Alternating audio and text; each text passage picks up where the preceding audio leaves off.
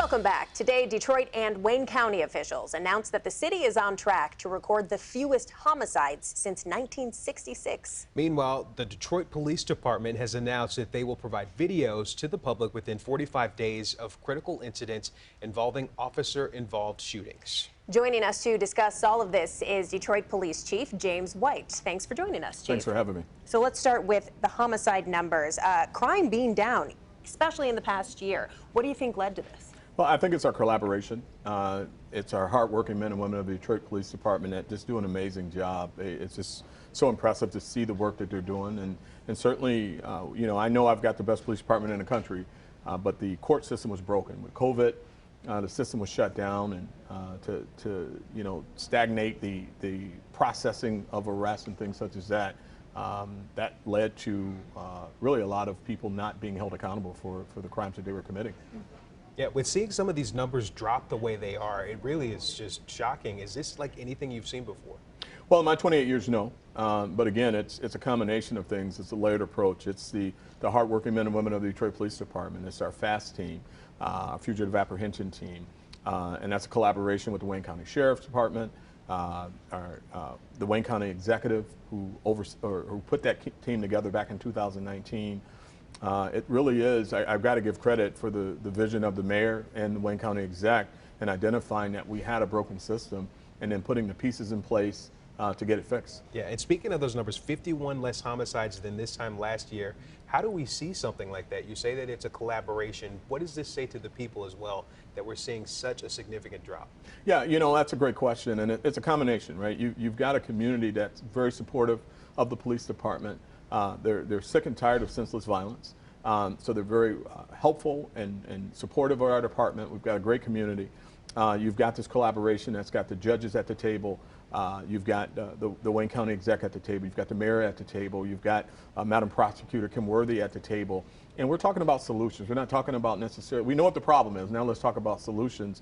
And they're present. They're at the table. I'm at the table. Sheriff Washington's at the table. And we leave those meetings every month with a list of things to accomplish and do. And that's culminated with what you see now, where you see the significant reductions in the backlog.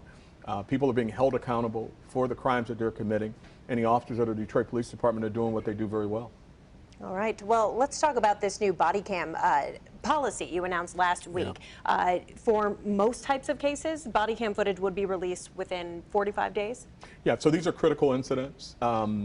Critical incidents involving force with officers. Mm-hmm. So those are the ones that are commonly seen when we have to use fatal force, like officer-involved shootings. But there's also force where it will be released if it's a critical use of force resulting in injury of a citizen or officer. Why now? Why instill this policy at this point? Yeah, I've been looking at this for the past year. I went to the International Associations of Chiefs of Police, and I was able to get some information of best practices last year, went again this year.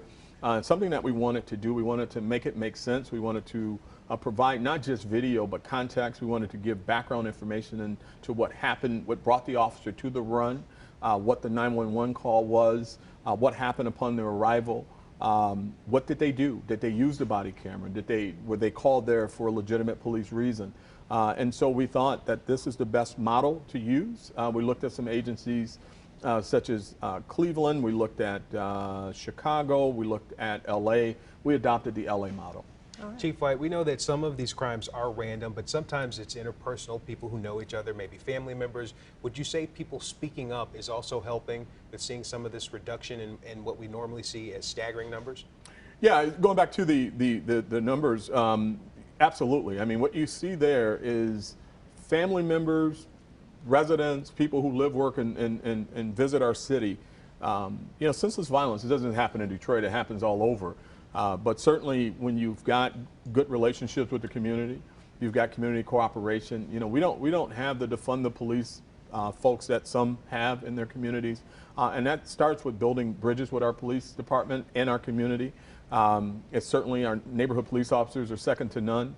And all of that plays into reporting violent crime and filling the level of confidence you need to participate in the prosecution process.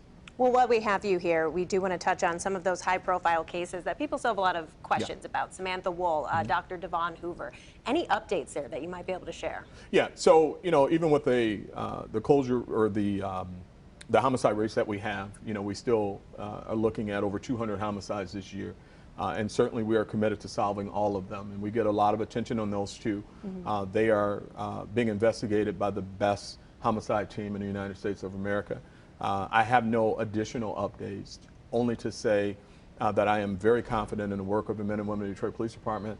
We certainly want to bring closure to these families, all of our families. We got a 52% closure rate.